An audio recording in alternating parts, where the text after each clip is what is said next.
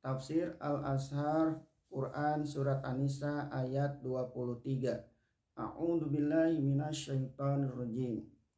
Hurrimat 'alaikum ummahatukum wa banatukum wa akhawatukum wa ammatukum wa khalatukum wa banatul akhi wa banatul ukhti wa ummahatukum allati arda'nakum wa akhwatukum minar radha'ati wa ummahatu nisaikum wa rabaibukum allati fi hujurikum minan nisaikum allati dakhaltum bihinna fa illam takunu dakhaltum bihinna fala junaha alaikum wa halailu abnaikum alladina min aslabikum wa antajma'u bainal ukhtaini illa ma qad salafa innallaha kana ghafurur rahima.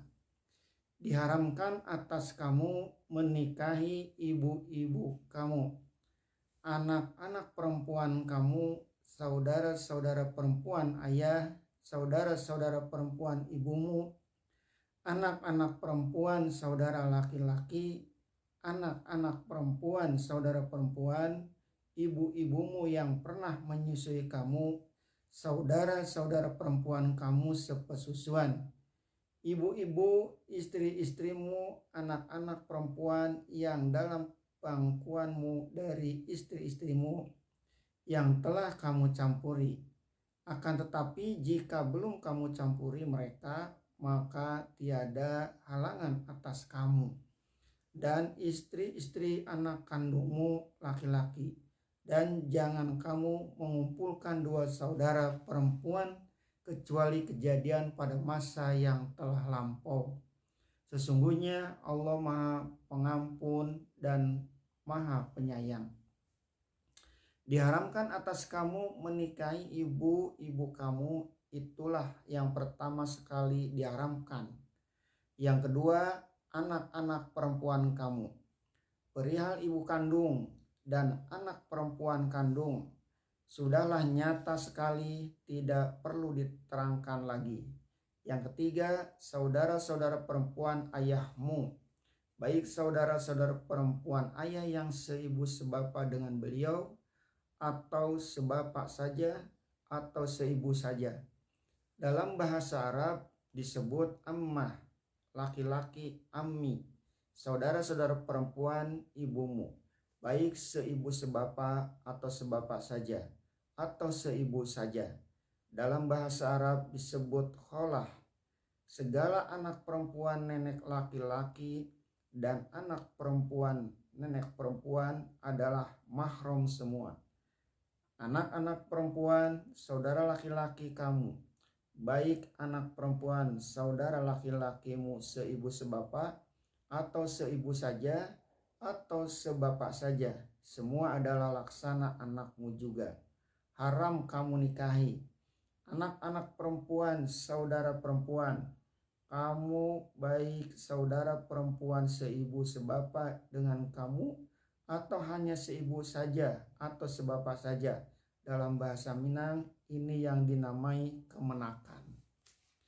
Ibu-ibumu yang telah pernah menyusui kamu, inilah satu mahram tambahan yang dikatakan oleh ketentuan syarat, bahwasanya perempuan yang telah pernah kita cucut air susunya telah menyusui kita sebagai anak sendiri, jadilah dia ibu kita pula. Haram dinikahi. Itulah sebabnya setelah Bani Sa'ad dapat dikalahkan dalam peperangan Hunain, dibawa oranglah seorang perempuan tua ke hadapan Rasulullah. Usia Rasul ketika itu telah 62 tahun sebagai tawanan. Ternyata perempuan itu ialah Halimah As-Sa'diyah yang menyusui beliau waktu kecil. Dengan terharu disuruhnya perempuan itu duduk ke atas hamparan tempat beliau duduk. Tidak dia usir karena dipandang masih najis. Sebagaimana Ummu Habibah menyentakkan hamparan kedudukan Nabi yang sedang diduduki ayahnya. Tempo ayahnya datang ke Madinah hendak mencari jalan damai. Setelah perempuan tua itu duduk, Nabi kita duduk ke hadapan haribaannya. Lalu beliau sandarkan kepalanya ke atas dada beliau. Sehingga terbayanglah kembali peristiwa 60 tahun yang lalu. Ketika Nabi kita masih dalam asuhan dan penyusuan perempuan itu di desa Bani Sa'ad. Beliau tanyakan kepadanya dari hal saudara-saudara sepersusuannya. Rupanya ada yang telah mati dan ada yang masih hidup. Yang masih hidup itu ada yang turut datang sekarang mengharapkan belas kasih beliau. Dengan ini beliau telah memberikan teladan bagaimana mengasihi seorang ibu yang telah pernah kita minum dan kita cicip air susunya. Saudara-saudara perempuan kamu sepersusuan. Karena itu yang menyusui telah dihukumkan sebagai ibu kandung. Niscaya sekalian saudara yang telah turut mengecap mencicipi air susu itu dengan sendirinya telah jadi saudara pula, tidak boleh dinikahi lagi. Termasuk pula lah di sini dengan sendirinya saudara lain yang sama-sama menyusu dari perempuan yang telah menyusuinya. Seumpama hubungan sepesusuan antara Rasul Shallallahu Alaihi Wasallam dengan pamannya Hamzah bin Abdul Muttalib yang syahid dalam perang Uhud. Pada masa sama-sama menyusu Nabi dan Hamzah sama disusui oleh seorang perempuan bernama Suwaibah, hamba sahaya Abu Lahab. Hamzah mati meninggalkan seorang anak perempuan yang sudah patut dinikahi. Lalu ditawarkan orang kepada Rasulullah SAW supaya beliau sudi menikah dengan anak Hamzah itu.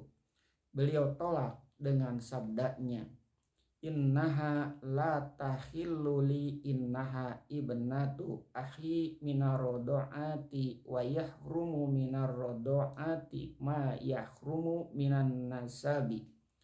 Dia tidaklah halal untukku sebab dia adalah anak saudaraku sepesusuan. Haramlah karena sepesusuan sebagaimana haram karena seketurunan. Hadis riwayat Bukhari dan Muslim dari Ibnu Abbas. Pernah pula seorang bertanya kepada Ibnu Abbas tentang dua orang perempuan bersaudara.